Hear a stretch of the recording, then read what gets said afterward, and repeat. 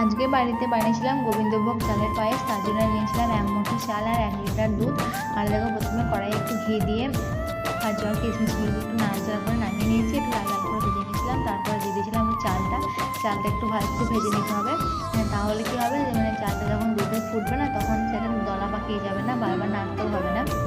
দেখো আমি এখানে 1 লিটার দুধটা দিয়ে দিয়েছি, আর দিয়ে দিয়েছিলাম তেজপাতা আর সামান্য একটু লবণ। লবণ দিলে খুব টেস্টটা ভালো হয়। দেখো দুধটা ফুটে গেছে, আমি ঢাকা দিয়ে সেদ্ধ করে দেবো। কড়াইটা না পুরো ঢাকনাটা আমি দেবো না, কারণ একটু এটা যেহেতু দুধ পুরো ঢাকা দিলে না দুধটা উঠলে পড়বে, তাই আমি এটা একটু সামান্য ফাঁক রেখে ঢাকা দিয়েছি। তারপর মোটামুটি আমার চালটা প্রায় সেদ্ধ হয়ে গেছে। এই সময় আমি দিয়ে দিয়েছিলাম স্বাদ মতন মিষ্টি। চিনিও দেওয়া যাবে, কিন্তু মিষ্টি দিলে টেস্টটা বেশি ভালো হয়, তাই আমি মিষ্টি দিয়ে দিয়েছিলাম। খেতে কিন্তু অসাধারণ হয়েছিল। তোমরা অবশ্যই বাড়িতে বানিয়ে দেখতে পারো। আর এরকম করো রেসিপি